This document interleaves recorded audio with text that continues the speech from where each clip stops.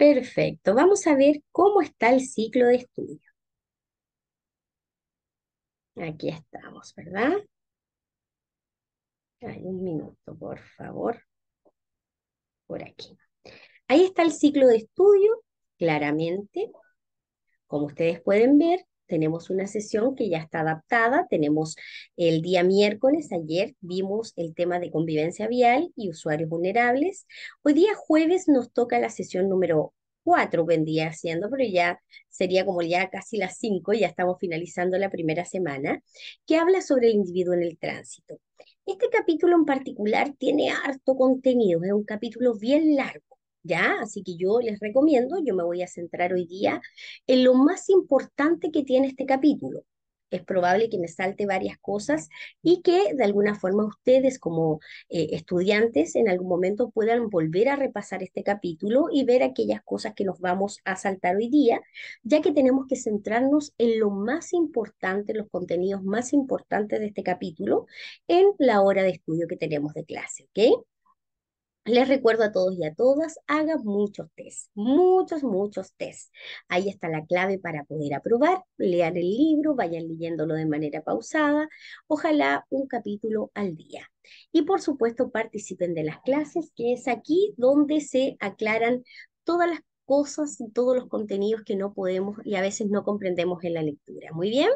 Comencemos a estudiar entonces este capítulo del individuo en el tránsito. Buenas noches, Catherine, bienvenida.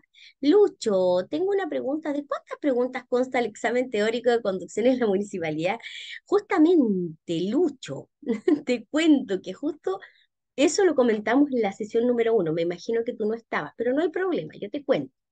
El examen municipal, les recuerdo a todos y a todas, se compone de 35 preguntas, de las cuales hay 3 preguntas que son de doble puntaje. Por lo tanto, el examen tiene un total de 38 puntos, de los cuales usted aprueba solamente con 33 puntos. ¿Ok? Recuerden que las preguntas de doble puntaje corresponden a sistema de retención infantil, alcohol y conducción y velocidad. Muy bien. Así que, perfecto. Ahí se los volví a recordar. Buenas noches, Ana.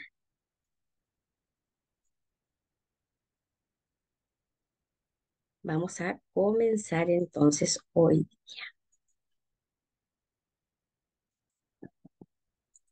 Vamos con el tema de el individuo en el tránsito. Como ustedes ya saben, nosotros estudiamos todos los días desde nuestra página oficial practicatest.cl. Desde aquí nos vamos a la sección de temarios. Luego vamos a donde dice temario B.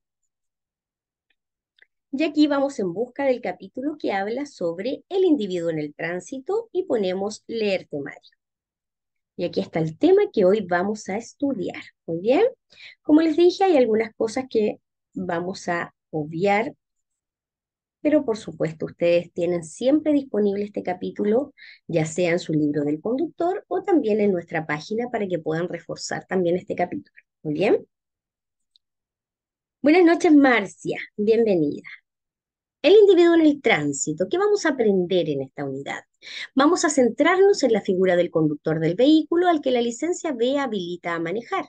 Trataremos aquellos factores que inciden negativamente en las capacidades del conductor y a qué multas y sanciones se enfrenta por la comisión de delitos al volante.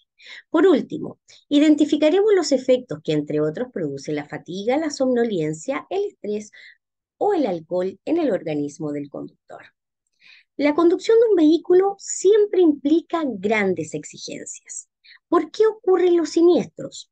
Comúnmente al conducir las personas olvidan las limitaciones y capacidades humanas, aunque pueda sonar exagerado. Por esta razón, es muy importante que usted esté consciente del actuar de las personas desde el inicio de su formación como conductor. Para ello, los conocimientos que se entregan aquí son fundamentales. Claramente, siempre yo les digo, eh, ustedes no conducen solos, hay más personas en el tránsito.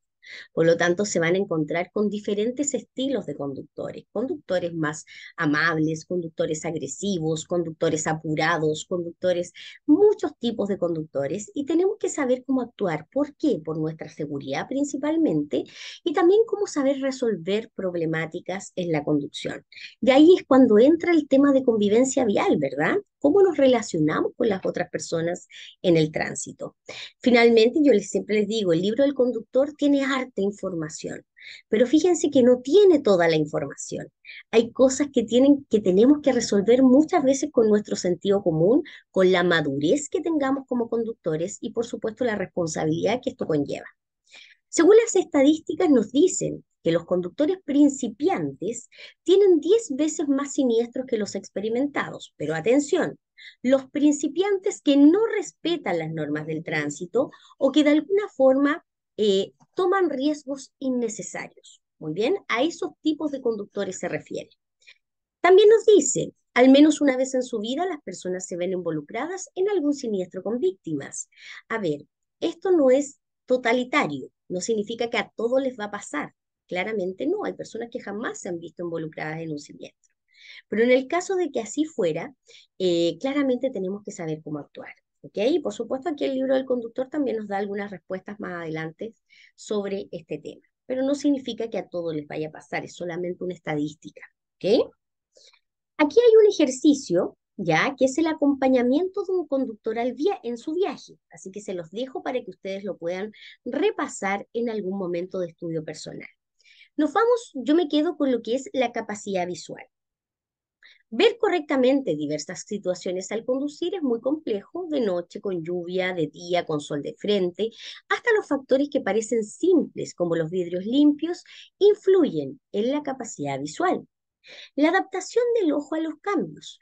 La vista humana requiere de un determinado tiempo para poder adaptarse a los cambios bruscos de luminosidad o ausencia de ella. ¿Qué es la ceguera real temporal? Se puede producir al mirar directamente y por un tiempo prolongado los focos de los vehículos. Yo me imagino que todos nosotros en algún momento hemos sido acompañantes de un conductor y hemos visto muchas veces cuando viene un vehículo con las luces altas, cómo molesta las luces altas a los conductores en general. Por lo tanto, ese momento cuando la luz te refleja directamente a los ojos y tú cierras los ojos porque te escandilas, en ese momento tú quedas con una capacidad visual del 0% por unos milisegundos, ¿ok? Del 0%. A eso se le llama ceguera real temporal. Y la capacidad visual de la ceguera real temporal es del 0%. Atención, que eso es pregunta de examen. Conducir en un túnel puede ser muy complejo al salir de este, pues el ojo requiere un tiempo antes de ver con máxima nitidez. Claramente, pasar de la oscuridad a la luz, ¿verdad? Personal o animales en la vía. En ocasiones puede ser muy difícil visualizar nítidamente a las personas o animales en la vía debido a las condiciones de visibilidad y especialmente al tiempo que requiere el ojo para adaptarse a los cambios bruscos. Muy bien, conviene saber que un abrigo oscuro refleja solo el 5% de la luz, la ropa blanca un 80% de la luz y los materiales reflectantes entre un 90 y un 98% de la luz. Lo que quiere decir, fíjese lo importante que es conducir en este caso o cuando tenemos algún tipo de emergencia, lo importante que es utilizar el chaleco reflectante, por ejemplo, ¿verdad? ¿Qué es la percepción selectiva? El cerebro selecciona estímulos o información al conducir debido a su gran cantidad de estímulos a los cuales se expone un conductor. La selección e interpretación de ellos no es casual, sino que se determina por el estado de vigilancia, necesidades y expectativas. En otras palabras, ¿qué es la percepción selectiva? Fíjese que la percepción selectiva primero es una capacidad del cerebro, no es una capacidad de los ojos. Esta capacidad nos permite poder centrarnos en lo que realmente necesitamos ver al momento de conducir. Entonces, cuando vamos conduciendo, el cerebro nos dice, concéntrate, mira hacia adelante, adelante hay un vehículo, al lado tuyo va pasando un motociclista, más allá hay un cruce y uno se va concentrando o centrando en lo que necesita ver para conducir. Si nosotros no tuviéramos percepción selectiva, estaríamos sumamente distraídos en la conducción y estaríamos mirando los pajaritos que van atravesando el cielo o estaríamos mirando otro tipo de situaciones. Por lo tanto, la percepción selectiva de alguna forma nos permite centrarnos en lo que realmente necesito ver al momento de conducir. ¿Ok? Y vuelvo a repetir, es una capacidad del cerebro, no de los ojos. ¿Ok? Muy bien. Ahí tenemos también otro ejercicio donde ustedes pueden centrar su vista y de alguna forma seguir el ejercicio. Nos vamos a quedar con la visión directa y la visión periférica. La visión periférica junto con la visión directa se complementan en un efecto de compenetración. Es decir, se descubren cosas con la visión periférica y se reconocen con la visión directa. O sea, incluso la visión periférica nos entrega al menos un campo visual de 180 grados. Los conductores experimentados utilizan mucho más la visión periférica que los inexpertos. Fíjese en esta imagen. La visión periférica nos muestra que la flecha que está de color morado nos centra en un ángulo de 180 grados para poder visualizar en este ángulo. La visión directa es lo que vemos hacia adelante. Generalmente, cuando estamos aprendiendo a conducir, nos centramos mucho más en la visión directa y vamos súper concentrados mirando hacia adelante sin mirar lo que pasa también en nuestro ángulo de 180 grados. Finalmente, estos dos tipos de visión se deben complementar entre sí. Muy bien. ¿Cuándo pasa eso? Cuando vamos teniendo mayor práctica y mayor experiencia. Muy bien. Aquí tenemos también el efecto visión de túnel. El efecto visión de túnel no tiene que ver, en este caso, con circular dentro de un túnel. No, no, no. Al aumentar la velocidad, el campo visual disminuye, pues al ir más rápido, usted fija mucho más su visión. Es decir, comienza a privilegiar la visión directa. En desmedro de la visión periférica, la visión de túnel también aparece en situaciones de estrés. Miren acá, el efecto visión de túnel, en este caso, por ejemplo, tiene que ver directamente con la velocidad a la cual usted circula. Si usted va a una velocidad de 130 kilómetros por hora, el campo visual solamente es de 30 grados, como indica la letra A. O sea, estamos más centrados en la visión directa. ¿Ok? Si usted circula a 100 kilómetros por hora, el campo visual solamente es de 42 grados, como indica la letra B. ¿Ok? En este caso, se amplía un poco más el campo visual. Si usted circula a 65 kilómetros por hora, el campo visual se amplía a 70 grados, como indica la letra C.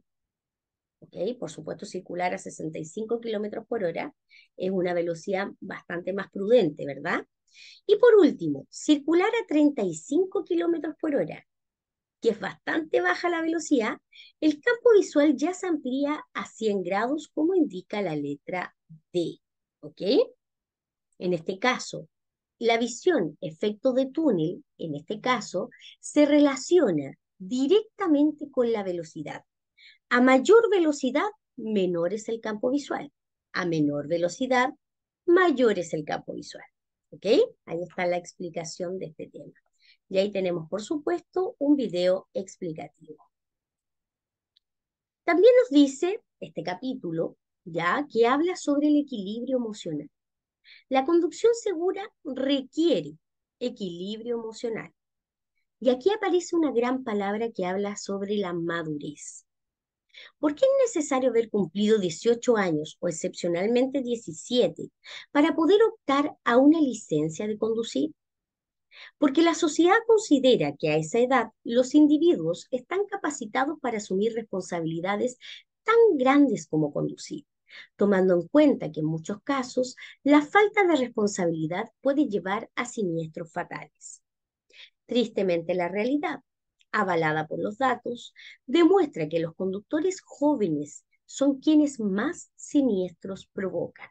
Aquí nos vamos a devolver un poquito al capítulo número 1, a la parte al capítulo que hablamos sobre los siniestros de tránsito. Recuerden que los conductores entre 18 y 29 años son los conductores que más siniestros provocan y también los que más fallecen. ¿Y por qué principalmente? Y aquí se adjudica el tema a la madurez, ya que la madurez, de alguna forma, también indica gran responsabilidad. Y hay conductores que a los 18 años no tienen la madurez necesaria para poder conducir y asumen riesgos innecesarios, y que tiene que ver con un tema de madurez. Yo conozco jóvenes de 18 años que son súper maduros para conducir y que conducen bastante bien y son bastante responsables. Pero también conozco un rango de jóvenes de 18 años que son bastante inmaduros para la conducción. Por lo tanto, ojo, que también el tema de la madurez en la conducción es un tema bastante importante. ¿Cuáles son los principales factores que explican la alta siniestrabilidad en los conductores jóvenes? Primero, excesiva necesidad de autoafirmación. Necesitan sentirse valorados por otros, ¿ok? Capacidad de conducción sobrevalorada. Creen que conducen estupendo. Comportamiento exhibicionista frente al grupo. Necesitan exhibir sus dotes y sus habilidades. Asumir mucho riesgo al conducir. ¿Por qué?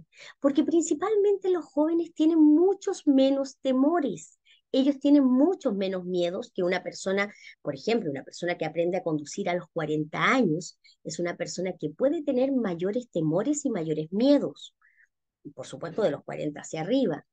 Pero cuando un joven de 18 años aprende a conducir, por supuesto que tiene mucho menos temores que un adulto más, mucho más adulto. Influencia de la publicidad, puntualmente porque fomenta riesgos, muchas veces. Buenas noches, Brian Serey. ¿Cuáles son los 5 factores que influyen en la evaluación y aceptación del peligro? Atención con esto, que esto es pregunta de examen. Primero, actitud frente al tránsito. No consideran muchas veces que la conducción sea algo peligroso. Atribuciones sobre el comportamiento. Creen que conducen mejor que los demás. Experiencia en la conducción. Muchos no tienen demasiada experiencia en la conducción, por lo tanto, cuando se les presenta alguna dificultad, muchas veces tienen poca experiencia para poder resolverlas o resolverlas de manera efectiva. Nivel de control. Creen que pueden controlar perfectamente el vehículo. Y baja percepción del riesgo. Muchas situaciones como ingerir alcohol, por ejemplo, y conducir no las consideran peligrosas. Entonces, todo esto que acabamos de leer tiene que ver prácticamente todo con la madurez. Y son 5 factores que influyen en la evaluación y aceptación del peligro. En este caso, una persona más madura sabe y no tiene necesidad de arriesgarse más allá. Un joven, no quiero meter a todos los jóvenes en el mismo saco, porque yo conozco jóvenes súper responsables, ¿ok? Pero sí, muchas veces, según las estadísticas, eh, también la inmadurez es un tema en la conducción, ¿ok? Muy bien. Buenas noches, María Isabel. Y ahí tenemos, por supuesto, un video explicativo. Vámonos al tema más importante de este capítulo, que es el alcohol. ¿Qué nos señala la ley sobre tomar y manejar? En el 2012, atención con esta fecha, se promulgó la ley Tolerancia Cero, que disminuyó los niveles de alcohol en la sangre permitidos para la conducción y la definición de conducción bajo la influencia del alcohol y estado de ebriedad, además de aumentar las multas asociadas a dichas faltas. Por lo tanto, ¿quién establece quién va en estado de ebriedad o bajo la influencia del alcohol? Quien lo establece es la ley Tolerancia Cero. ¿Y cómo lo establece? Fíjese así.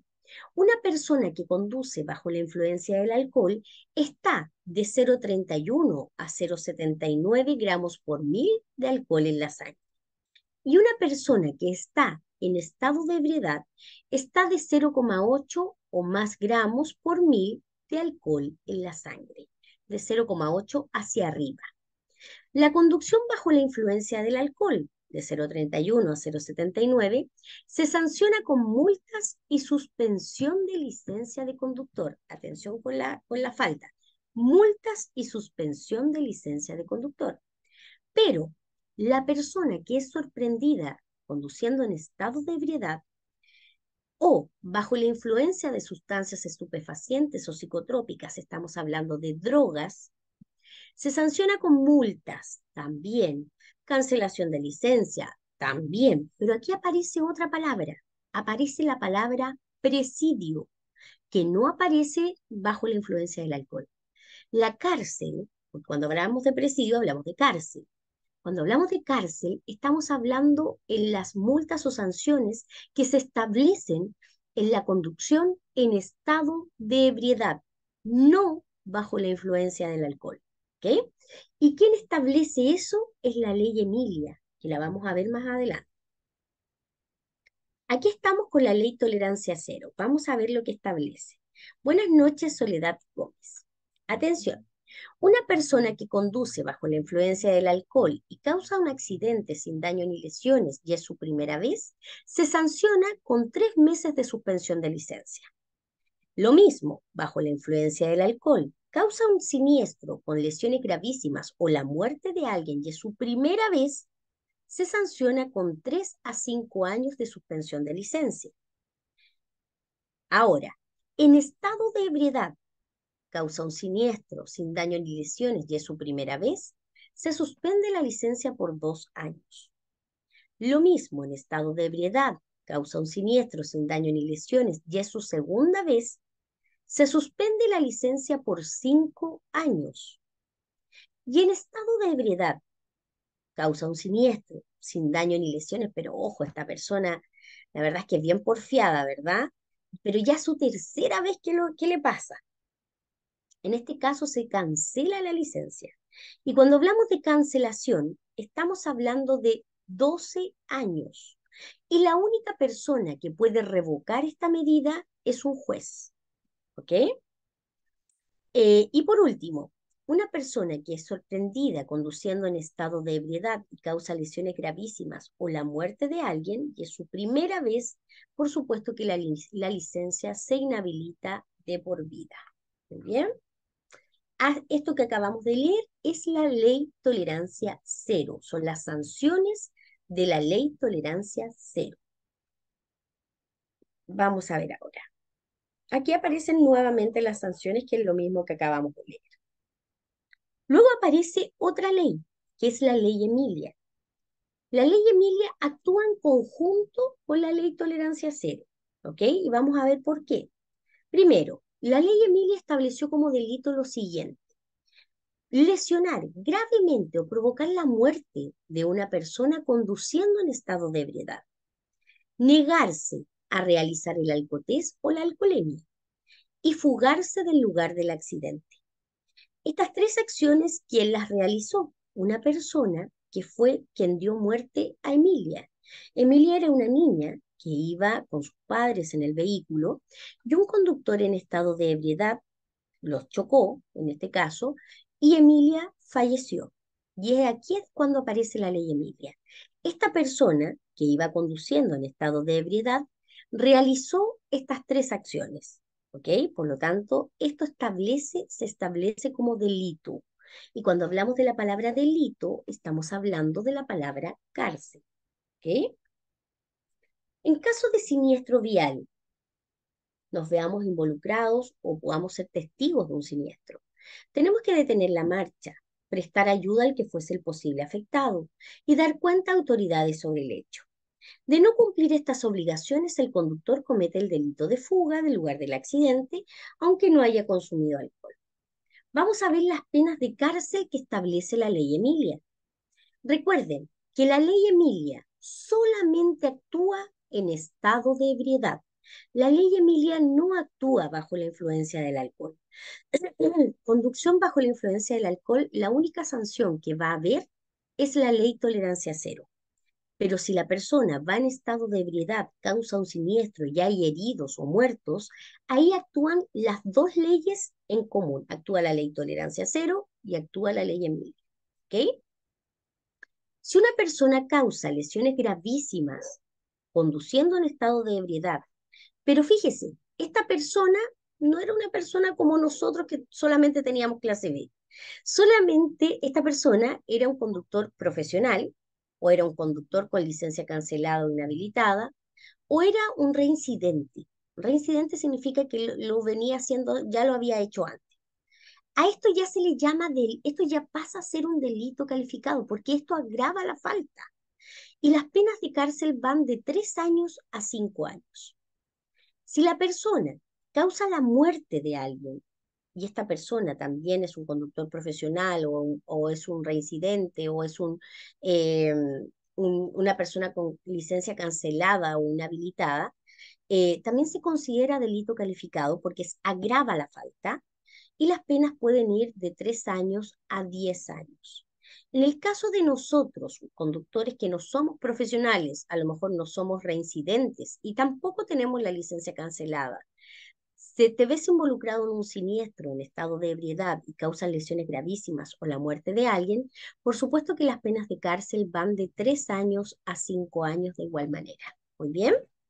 Las penas para los conductores que ocasionen accidentes en estado de ebriedad desde 0,8 gramos de alcohol por litro de sangre. Efectivamente, es lo que sanciona la ley Emilia, solamente en estado de ebriedad. Eso es. Cuando se ingiere alcohol, aumentan las infracciones a las normas del tránsito por dos motivos, porque las capacidades se ven deterioradas o disminuidas, porque se tiene un menor sentido de la responsabilidad y de la prudencia, claramente. ¿Cuáles son los efectos del alcohol en el organismo?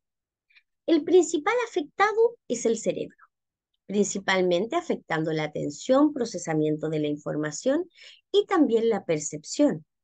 La capacidad de reacción con alcohol. Con muy pequeñas dosis de alcohol, las capacidades de reacción y coordinación se ven afectadas y pueden producir resultados catastróficos debido a la imprudencia de los conductores que manejan aún cuando han bebido. El estado de ánimo con alcohol. El estado de ánimo también se ve perturbado por la presencia de alcohol. Esto disminuye e incluso inhibe la capacidad de distinguir entre diferentes estímulos, influyendo negativamente en el tiempo de reacción. Reducción de la visión.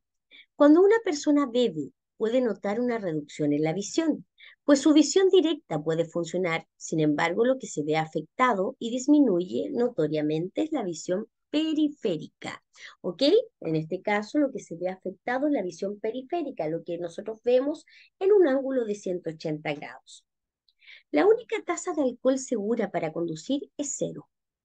Por eso, si va a conducir, evite el consumo de alcohol y si finalmente bebe, no conduzca. Busque otra alternativa para transportarse. ¿Cómo varía la tasa de alcohol en la sangre? La alcoholemia. ¿Qué es la alcoholemia? Consiste en una muestra de sangre que se analiza para conocer la tasa de alcohol que presenta una persona que ha bebido. Muy bien. Y la prueba espirométrica es otro método que se usa para determinar la tasa de alcohol en la sangre con equipos especiales usados por este fin por Carabineros de Chile. Es la prueba que se sopla, ¿ok? La que tú soplas, a eso se le llama prueba espirométrica. ¿Cuáles son los factores de variación de alcohol en la sangre? Vamos a ver, primero, la cantidad de alcohol consumida. O sea, no es lo mismo tomarse una lata de cerveza que tomarse 6, ¿verdad? La masa corporal. A menor peso, mayor es la tasa de alcohol en la sangre. El sexo. Con la misma cantidad de alcohol ingerida y mismo peso, es muy probable que las mujeres tengan mayor tasa de alcoholemia que los hombres. ¿Por qué? Porque nuestro sistema metabólico es distinto, ¿ok? Por lo tanto, en este caso, las mujeres tienen mayor tasa de alcoholemia. Y por último, la duración de la ingesta. Beber en poco tiempo. Al beber en poco tiempo, la tasa de alcoholemia va a ser superior, como muestra el gráfico que vamos a ver ahora en un momento. Entonces, en resumen, ¿cómo varía la tasa de alcohol en la sangre? Si un hombre que pesa 80 kilos se toma 3 latas de cerveza y una mujer que pesa 60 kilos se toma las mismas 3 latas de cerveza, La tasa de alcoholemia siempre va a ser superior en la mujer. ¿Por qué? Por el peso, primero que todo, por el sexo, en este caso, tal como decíamos, por el estado metabólico. Muy bien. La curva de alcoholemia. Fíjese en esta curva. Una persona, dice acá abajo, periodo de ingestión. Una persona durante 3 horas consumió alcohol y la curva comenzó a subir hasta llegar a una meseta que es la tasa de alcoholemia máxima. ¿Ok? Después la persona se fue a dormir, se fue a acostar y descansó alrededor de 8 a 9 horas. Pero fíjese que la persona mientras dormía, la alcoholemia o el alcohol en este caso todavía estaba en la sangre de la persona mientras descansaba. Después la persona se levantó y fue a trabajar. Fíjese que aquí todavía hay alcohol en la sangre. Ya han pasado 13 horas desde el momento de la persona de que comenzó a beber, ya han pasado 13 horas.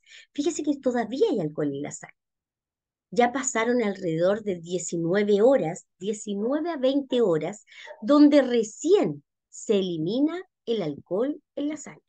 ¿Ok? Atención con aquello, pregunta de examen. La detección de alcohol en la sangre. El alcohol se detecta a los 5 minutos de la ingesta. La liberación de alcohol en la sangre. El cuerpo metaboliza el alcohol y dicho proceso no se puede acelerar. Los remedios caseros como el café, el cigarrillo, la ducha fría, los ejercicios físicos, solo transforman a una persona borracha adormecida en una persona borracha despierta.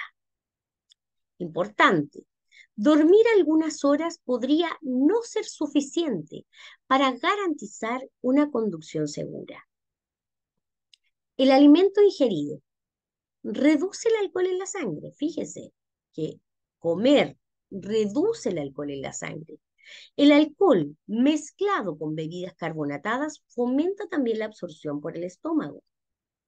Y la edad, atención con esta edad que es pregunta de examen.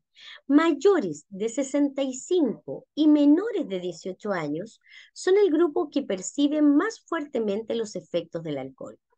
Los conductores de menor edad están en mayor riesgo al conducir bajo la influencia del alcohol, pues aún no han automatizado muchos movimientos. Bien, perfecto. Ahí tenemos, por supuesto, un video explicativo y llegamos a las drogas y estupefacientes. Buenas noches, Antonia Muñoz. Al igual que el alcohol, el consumo de drogas afecta gravemente a los conductores al momento de conducir, pues los pone en grave riesgo. La mayoría de las drogas disminuyen o eliminan la percepción, cognición, atención, equilibrio, tiempo de reacción y otras facultades necesarias para la conducción. Las drogas siempre generan dependencia física y psicológica. Las drogas más consumidas en la actualidad son la marihuana, la cocaína, el éxtasis, las anfetaminas y los alucinógenos. Vamos a ver en este cuadrito que aparece acá cuáles son las manifestaciones en la conducción de las drogas, ¿ok? Por parte de las drogas. Atención con esto que también es pregunta de examen. ¿Quién? ¿Cuál droga me presenta dificultad para calcular distancias? La marihuana, la cocaína, el éxtasis y la pasta base. Distracciones al volante por la falta de concentración. ¿Quién la provoca? La marihuana, la cocaína, el éxtasis y la pasta base. Aumento en el tiempo de reacción. ¿Quién la provoca?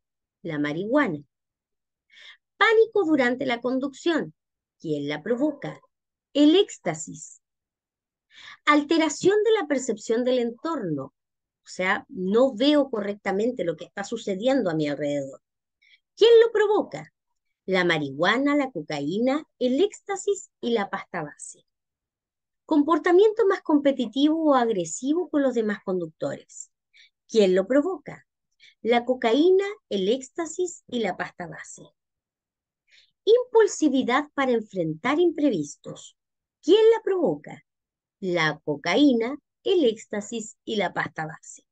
Atención con esto, que también es pregunta de examen. Vámonos ahora a las enfermedades y fármacos. Hay enfermedades efectivamente que pueden afectar la conducción y estas enfermedades se clasifican o se seleccionan en tres grupos. ¿Cuáles son los tres grupos que pueden afectar la conducción? Primero, las enfermedades cardíacas. Segundo, las respiratorias. Tercero, las enfermedades neurológicas o trastornos mentales. ¿Y cuáles son estas enfermedades? Fíjese así. Las enfermedades cardíacas estamos hablando de la hipertensión arterial, arritmia, angina de pecho, infarto, insuficiencia cardíaca. Para esto, en este caso, para que esto no afecte, son enfermedades que deben estar controladas, ¿ok? Son enfermedades que usted debe controlar constantemente para que usted pueda tener una buena conducción. No significa que no pueda conducir, ¿ok? Las enfermedades respiratorias de igual forma lo mismo, son enfermedades que deben estar controladas. Rinitis alérgica, gripe resfriado común, asma bronquial, bronquitis crónica y apnea obstructiva del sueño. Muy bien, por lo tanto, son enfermedades que deben estar controladas.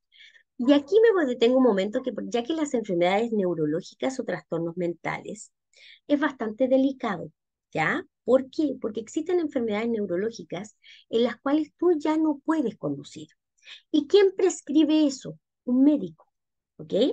Hay algunas que sí se puede conducir, pero por ejemplo, una demencia, Alzheimer, una persona con Alzheimer ya no puede conducir, salvo que esté súper controlado y que el Alzheimer esté comenzando y que tenga que conducir distancias cortas. Todo eso depende de lo que diga un médico. La epilepsia. Hay mucha gente con epilepsia que conduce, pero en este caso, efectivamente la epilepsia es una enfermedad, perdón, que tiene que ser controlada constantemente. Depresión, trastornos de ansiedad. Una persona que está pasando por un periodo depresivo profundo, donde está medicado o medicada, no puede conducir, ya que generalmente hay medicamentos que dan sueño, ¿ok? Por lo tanto, en esos periodos no se debiese conducir, ¿ok? Por lo tanto, todas estas enfermedades neurológicas o trastornos mentales deben estar controladas por un médico. ¿Cómo puedo disminuir el riesgo de los siniestros cuando tengo una enfermedad crónica? Primero, debo conocer muy bien la enfermedad. Debo tener claro cuáles son los efectos de los medicamentos en su tratamiento. Debo reconocer los síntomas de una crisis. No conducir durante una crisis o fase compleja. Debo seguir todas las instrucciones médicas y no beber alcohol mientras se toma medicamentos. Por lo tanto, tenemos en este caso que reducir, perdón, más que reducir, tenemos que controlar, aquí claramente lo dice, estas enfermedades si alguna vez o en este caso tú la tienes. Vámonos al último tema que vamos a ver hoy día, que habla sobre el cansancio, sueño y fatiga. El cansancio, sueño y fatiga son estados habituales de la vida cotidiana. Sin embargo, cuando se trata de conducir un vehículo, la mayoría desconoce los altos riesgos y la peligrosidad de manejar en alguno de estos estados. Colisiones por alcance, salidas de la vía, colisiones frontales, son las consecuencias más comunes de conducir con cansancio, sueño y fatiga. Yo siempre les digo, recuerden siempre que no somos superhéroes, somos seres humanos y es válido estar cansado, es válido tener sueño, es válido estar fatigado, es válido no estar pasando por un buen momento, es válido haber estado estresada en mi trabajo, es válido, no sé, tener pena incluso, estar viviendo un momento de angustia. Todo eso hay que evaluarlo antes de conducir.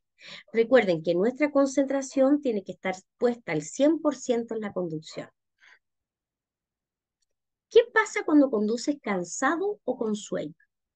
Entre el 15 y el 30% de los siniestros de tránsito están asociados al cansancio y sueño de los conductores, incluyendo muchos con consecuencias graves.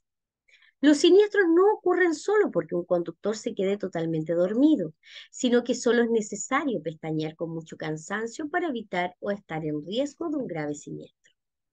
El cansancio y sueño son una de las principales causas de siniestros de tránsito, entre el 15 y el 30%, especialmente los ocurridos en carreteras.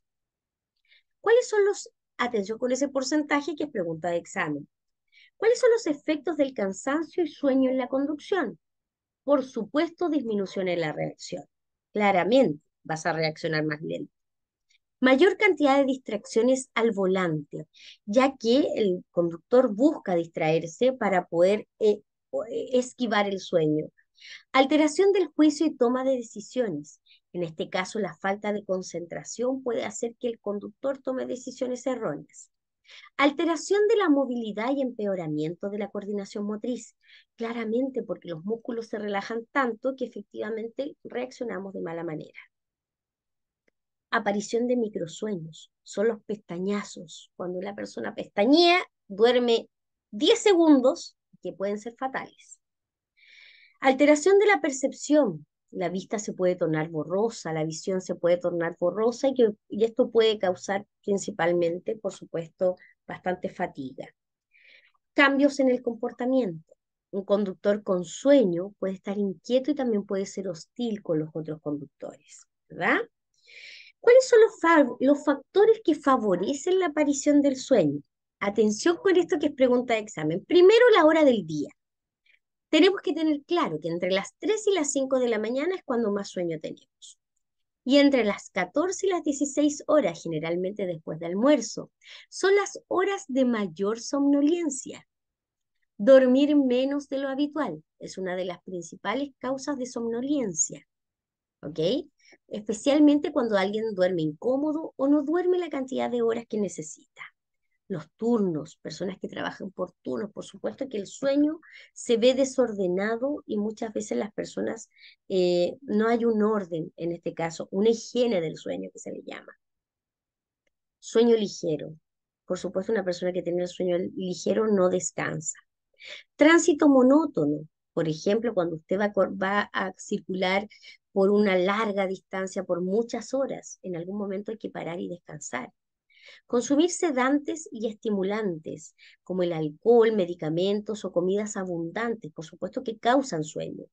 Las bebidas estimulantes, como el café, té, energéticas, al cesar su efecto pueden producir una fuerte somnolencia.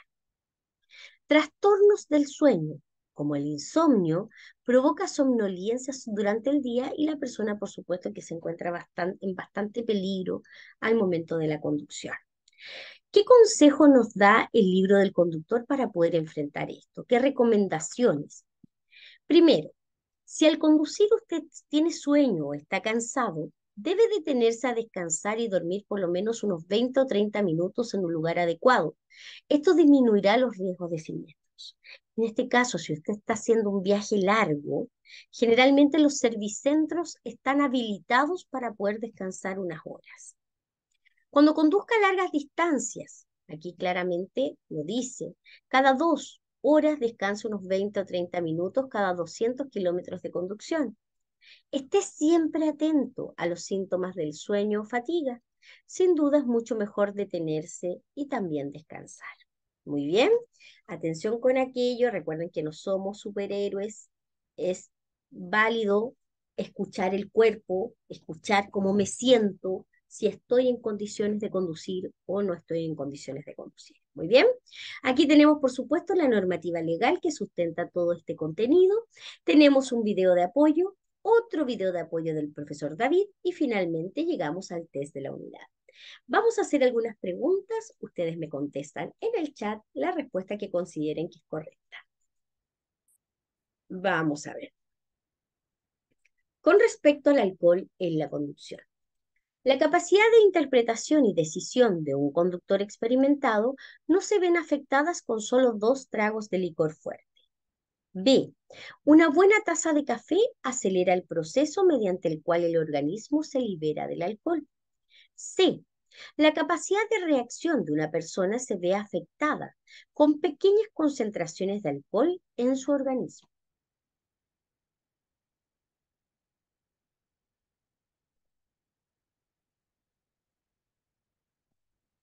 Marque su respuesta.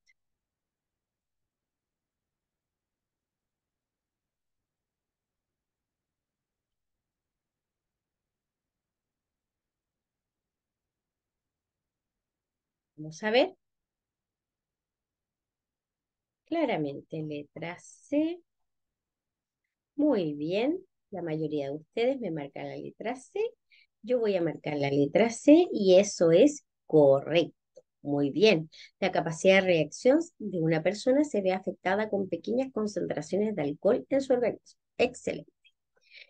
Al salir de un túnel, debo estar muy atento porque el cambio de luz puede dejarme con una ceguera temporal.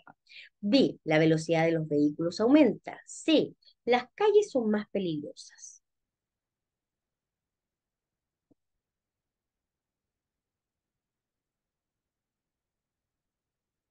Vamos a ver.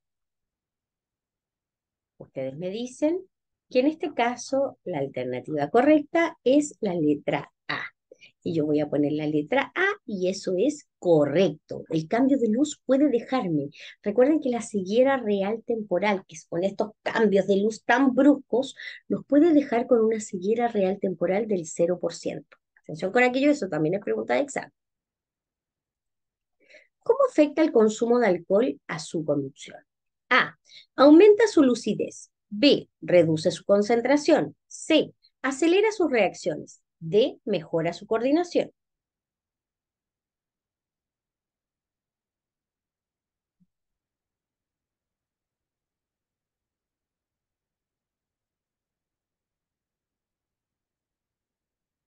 Ustedes me dicen que en este caso estoy mirando sus respuestas. Eso es. Ustedes me dicen que es la letra B. Yo pongo enviar. Excelente. Por supuesto que reduce la concentración. Excelente. ¿Cuál es la droga que afecta y altera la percepción del entorno? A. Todas las mencionadas. B. Pasta base. C. Marihuana. D. Cocaína.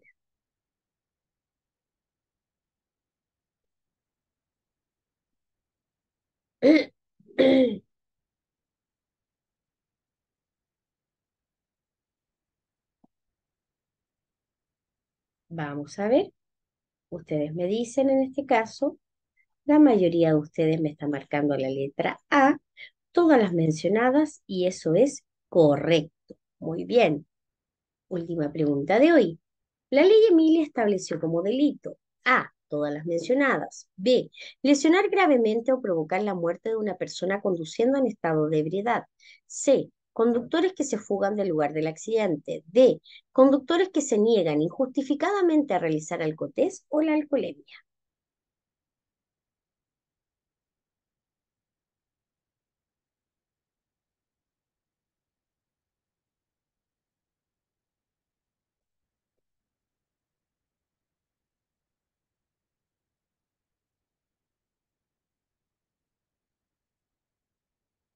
Perfecto.